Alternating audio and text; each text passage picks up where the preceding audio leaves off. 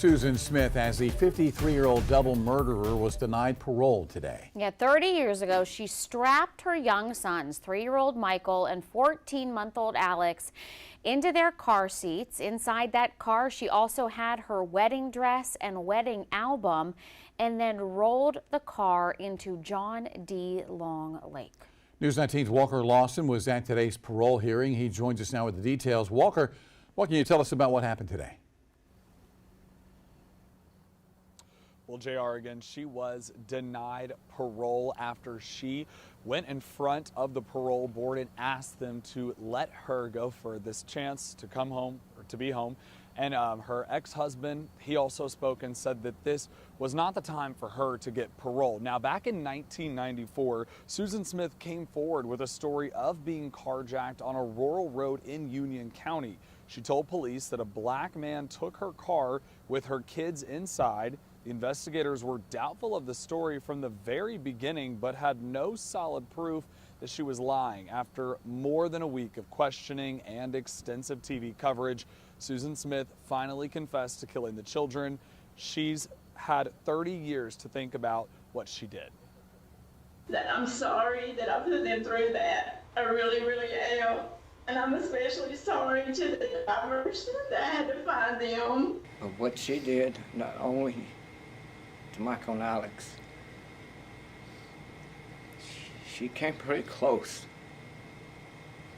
to causing me to end my life because of the grief that she brought upon me. I didn't lie to get away with it. I really didn't. I was just scared. I didn't know how I could tell the people that loved them that they would never see them again. I didn't know how I could tell David he couldn't see his sons again.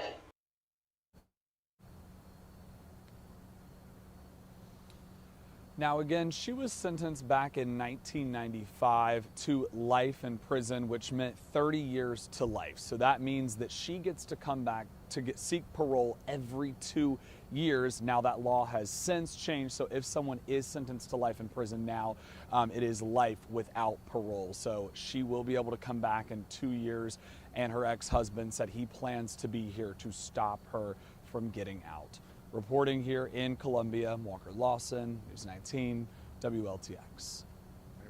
Walker, thank you. Meanwhile, family and friends of David Smith were at that parole hearing today. Many sharing the emotional trauma that came with the hearing, including his sister, Rebecca Finch. Anxiety and depression have plagued my life for years. I push it away during spring and summer as best possible, but it always creeps back up around Alex's birthday when it rolls around in August, because I know Michael's won't be far behind in October. And then the anniversary of their death on the 25th. Because in my mind, I always refer to this period of time as the sad months.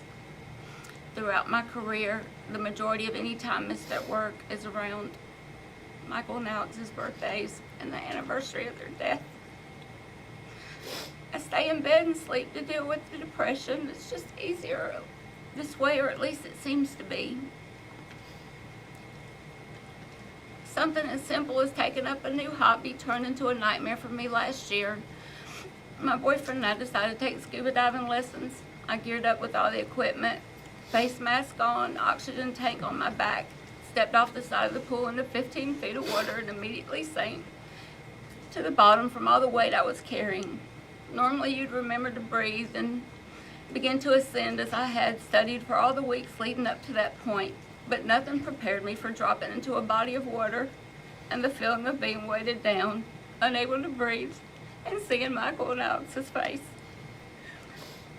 I immediately panicked, ripping off my face mask, sucking in water, and not being able to come to the surface from all the weight I was carrying. I was drowning, and I knew in that moment that was the closest I'd ever come to knowing what my nephews had endured and how horrific and scared their last moments had to have been. Something as simple as taking up a new hobby was yet one more thing Susan was taken from me. Well, David Smith spoke today, as well as the two solicitors that helped put her behind bars. If you want to hear what they had to say to the parole board, you can see all of our coverage on WLTX Plus. You can find that streaming on Fire TV, Roku, and Apple TV. We also have everything at WLTX.com.